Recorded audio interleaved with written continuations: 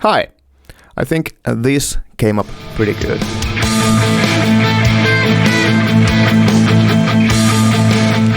So the idea of this video is to actually take a look how I did that, like everything, like recording, Ardour, using the the plugins that I used, and then also the video how I did that, because apparently that is also interesting for some people if you want to do some same kind of things at home using free and open source stuff like I do. Now it all starts by grabbing your guitar and doing a drum line, and for that I use always Hydrogen. So I just riff with my guitar and it's really quick to do some drum patterns here on Hydrogen, and that really get you started with your song, and then you can do your structure of the song here or just riffing and so on, and that's what I did here. I want to do something that is not that easy listening, I guess, so I went with 6x4 timing here. I think I even changed the timing a bit at some point and so on. So yeah, but this is how it sounds.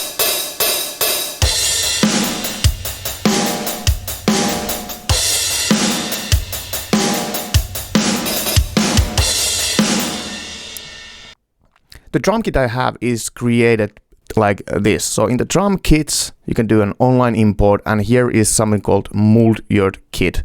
So that I use as basis for my kit, and then I have replaced kick, snare, and all the toms with other samples. So crashes and splashes and hats and those, they are from the Mold Kit, but these kick, snare, and toms, they are actually from something called themetalkickdrum.com.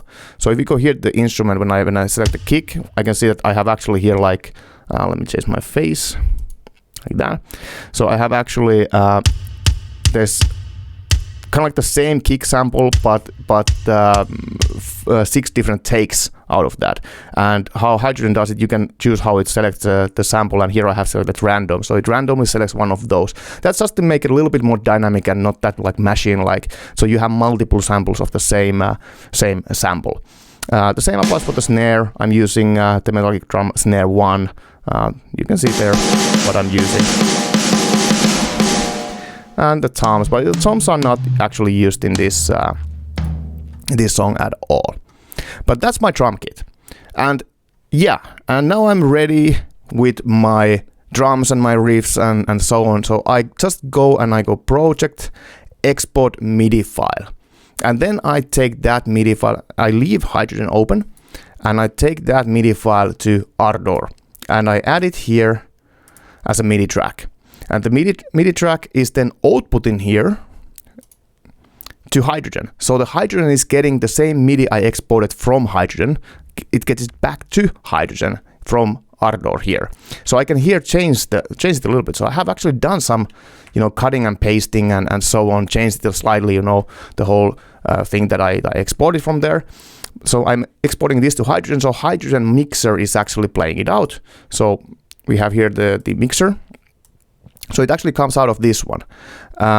And then we need to listen to that mixer here in Ardour, and that I'm doing with the drums audio track, which input is set to be Hydrogen. So this is the beauty of Jack Audio sound system in Linux.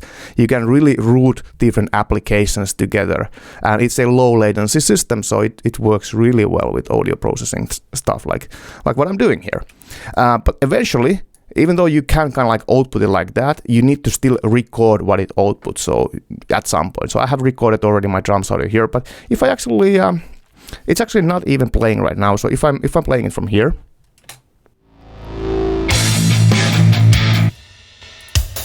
so this is actually the live thing coming from the Hydrogen. I can even delete the track here. So it's live really coming from the MIDI line. But when you are done editing your MIDI track, you really need to record it as an audio track here, because otherwise when you export, it doesn't take it doesn't take that sound to the exported song. So you need to, that's why, record it when you are done as an audio line. And then you will put it to the diskette monitoring, and then you can basically disable the hydrogen and close hydrogen. So you need to have hydrogen running all the time when you are doing the dynamic editing of it. And that's a good thing because that's how you would mix the drums. Okay, so that's about the drums. Let's go for the guitar. So here I have, whenever you do guitar, rhythm guitar, always double it. That makes it sound way more thick, the sound. It's way more massive and so on. What I'm using is, I always have a gate first. So I'm using XAM gate. That's just my go-to gate, you know, whatever gate works. Then neural amp modeler. That is, you know, stuff from the heavens. I'm using here Philippi Laney GH100S. You can read. It's that one there. And the neural amp modeler originally did not have a UI. So Mike Oliphant created an LV2 plugin of that, and then Brummer 10, which is the kind of like the father of Guitarix, created the UI for it. So this UI is actually made by another guy. And yeah, take a look at my other video. I will put a link somewhere there. There's how you can install it and use it. Of course, always with the amp, you use also impulse response. So for that, I use LV2 convolution plugin. And for that, I have loaded Guitar Hack Original Edge. I often say that I like to use the between one, but the Edge one is a little bit crispier, so I just chose that for here. I felt it, you know, sounds better. So let's hear those. Let's also put the audio track on.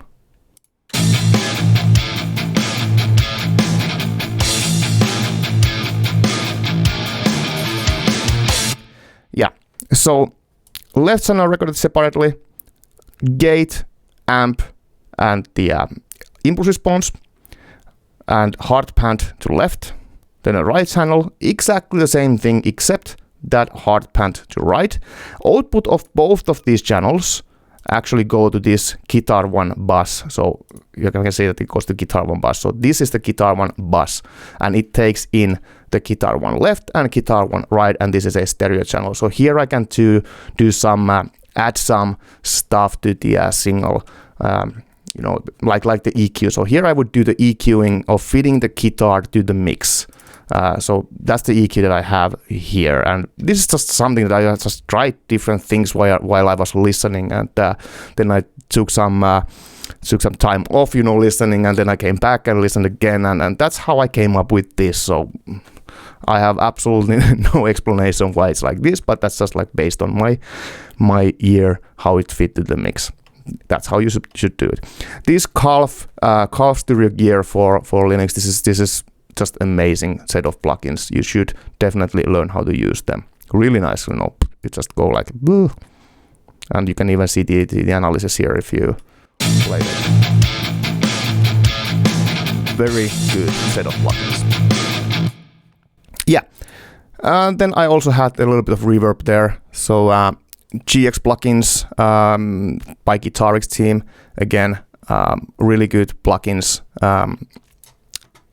And so on. Yeah, so that's the first guitar. So of course I have more guitars as well. So we also have here we have this one.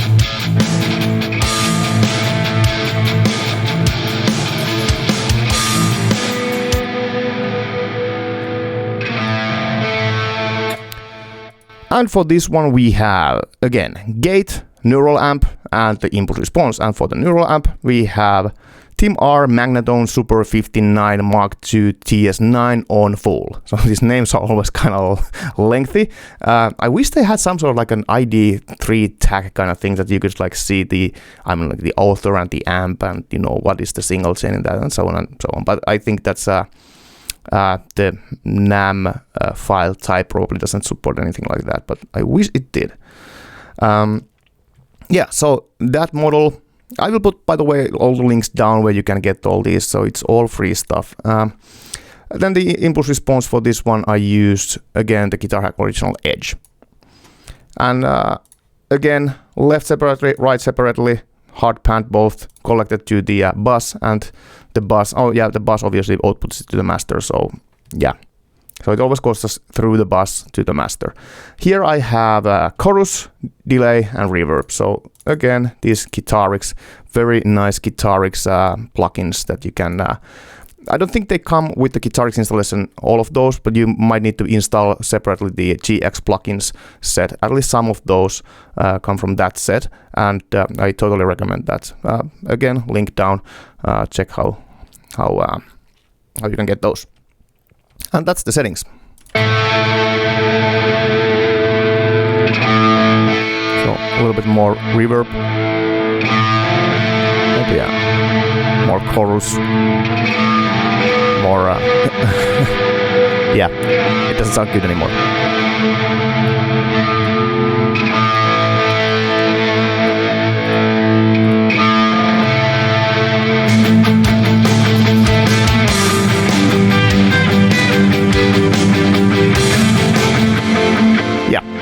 Then we have the next one, and that would be the solo guitar. So I have 3 different solo guitars. That's just because I have slightly different sounds and plugins on those. I could use a single track with automation to change the plugin variables and so on, but it's a little bit. I just find this faster to do it like this, multiple tracks, because I don't have that many tracks here. I don't need to really save the space like that. So it's my solo guitar here.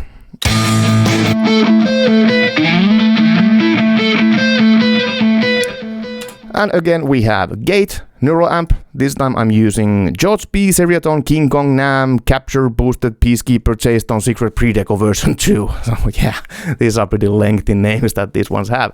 But that's just how you can describe what you have actually captured. So, and who has captured that. So yeah.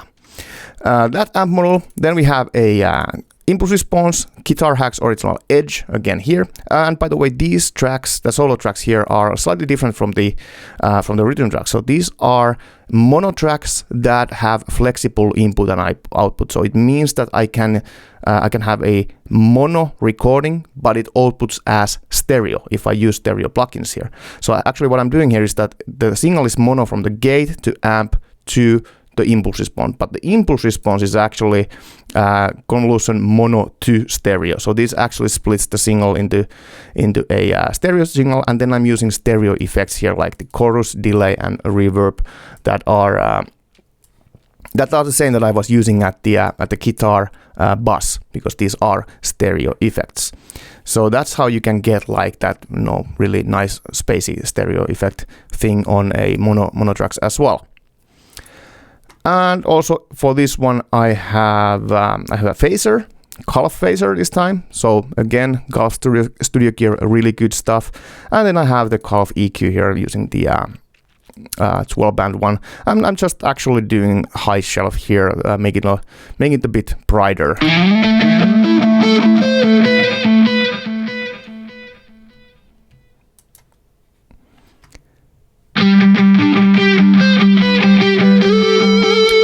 Yeah. So that's the first solo guitar.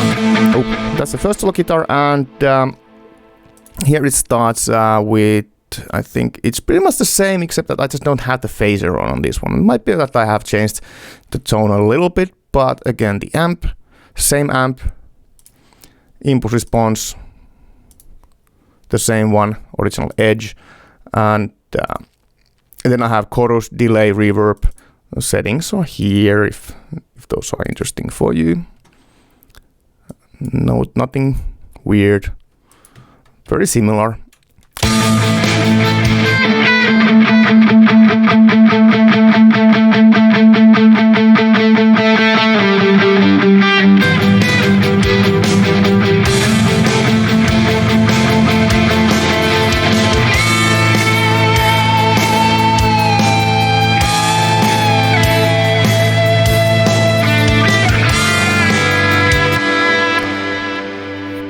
Yeah, I think that sounds really good. Yeah, so that's the second solo guitar. Now the third one is coming at the end here. Well, we could go to that. So yeah, here's the I don't know, when I didn't want to do anything nice anymore. So.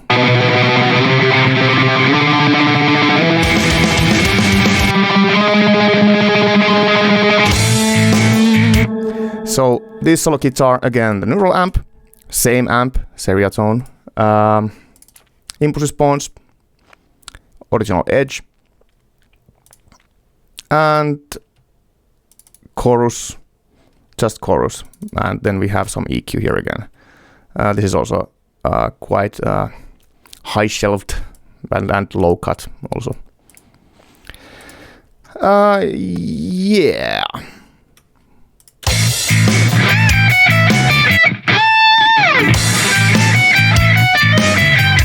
Okay, then let's go for the bass, because that was something new that I came up, and the thing was that when I was going through those NAMM models, I noticed that one of them said bass, and I just tried that and it sounded really, really good. So Jason Z Tech 21 DUG, you can read, but it says bass, so it's a bass preamp pedal, all time, no shift, and so on.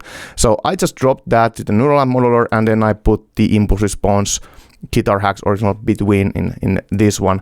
And then one trick that I heard somewhere is that when you boost the 2000 Hertz area, you get this really metallic tone for it. So listen to this.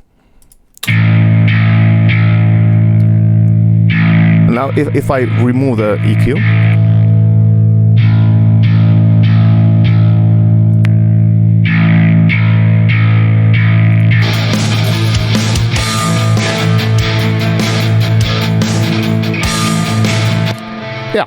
so that's how that's made. Then I have some vocals track here, but I didn't do any vocals. I just use a template, so that's why I have them here. Then let's go for the synths. So this actually, the whole song starts with the synth. Now that's like one track here at the bottom. We have this one here. So there's I'm using some fader automation here as well. So this is just like the volume going up. You can do that kind of automation here as well. And the actual synth is just like this one note here, nothing else.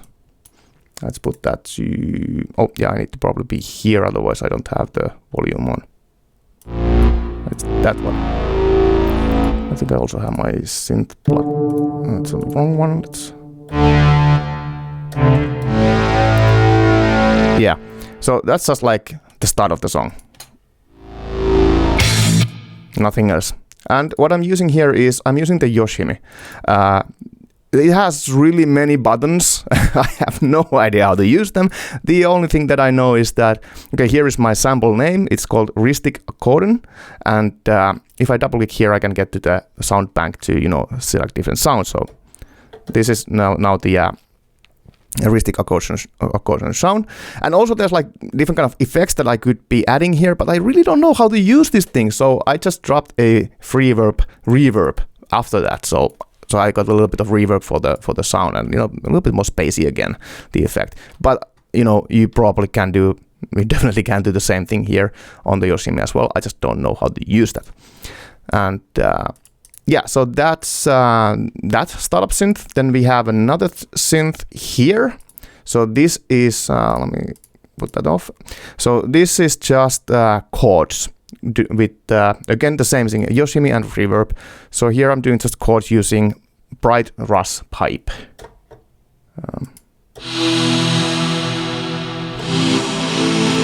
So that's the sound of that. And if I just play it from here,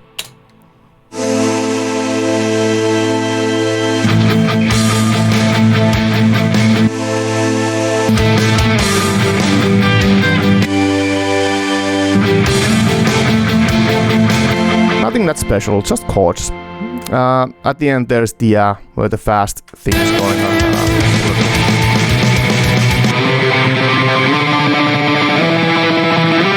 Weird.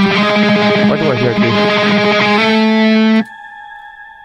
Why did I hear the guitar when I had that solo? That's weird.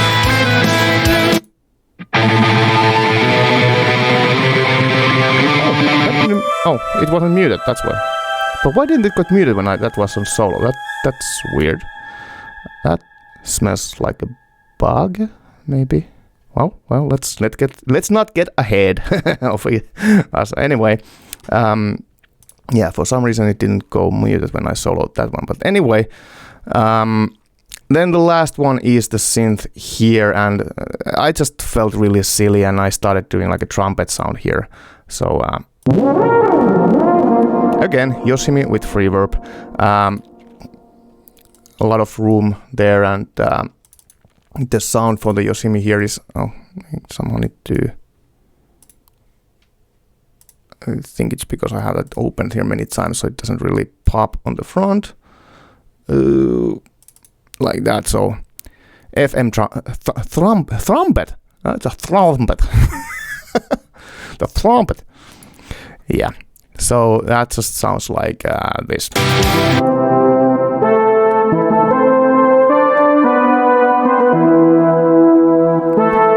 Really kind of drunken tones. And then I double it with the guitar here.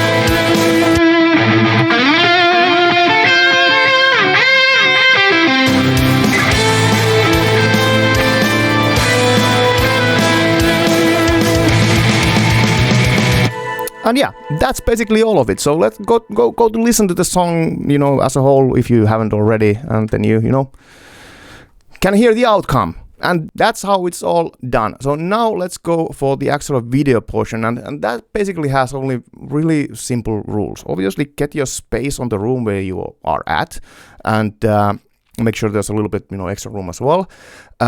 Lighting. Good lighting, have all the lights on that you have. You need to do that. Then from your camera, everything that says auto, disable that, because you don't want like auto backlight compensation or autofocus or anything like that, because it just, you know, changes the video, I mean like the output, so that you cannot really easily mix different videos together.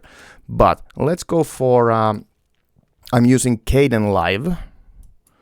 Kdenlive for doing my videos, and basically what I did is I just recorded in this view here. I recorded myself 3 times in 3 different spots at my room, and I overlaid them here, and I made the timing based on the audio. So I had the audio track there as well, because when you move the audio track, it also moves the video track. So you can use the audio tracks if you always record it from the beginning to kind of put them to the same spot, how it all goes.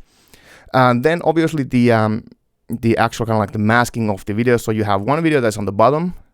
So if I disable those, so you have one video on the bottom, then you add another video on that, but you need to add this rotoscoping mask. Or if you just put like a mask here, you will see there's a rotoscoping mask. So if you just drag and drop that here, then you get this nice thing that you can just like you know, set where you are at there. So how it masks the video, and this is why you need to have the lighting and everything. Like the videos need to really look similar, otherwise you cannot really blend them together. And another trick is to go between these like natural lines, like through my carpet here and everything, and you know, try to avoid breaking like clean patterns and things like that. So that's how you apply that. Then just the third one on the top there. So this one is cut like that, and here I actually screwed up because I took this too close here, and I think somewhere my head is actually going behind my 3D printer, I think. Anyway, then I just added some, you know, additional stuff. Whenever I screw up something and I want to hide it, I do a re-recording from the front, because that also makes the video a bit more interesting. My usual stamps there that I have, Sipe at Ubuntu Studio, and my little heavy penguin. Subtitles, I just used that because this was originally, whenever you create a new project in Ardour, it's called Untitled, and then you have the date and the time, and it was named like that for a long time for me. I have such a trust for Ardour not crashing. But yeah, anyway, yeah, then you just add like different takes, and again, you know, you can just add the whole track here. If you do the whole track, then it's easier to align the music, but of course you can try to align them also while playing here. It's a little bit more tedious like that, but it's possible. Just remember when you are exporting that only one track, audio track, is actually enabled, or better yet, if you do the song as a clean export and just add it as its own audio track, that would be even better. No, I didn't do that here, but yeah, it's good enough. yeah, that's it. That's all. Yeah, leave a like, subscribe, leave a comment. I always respond to comments. Thanks. See you. Bye.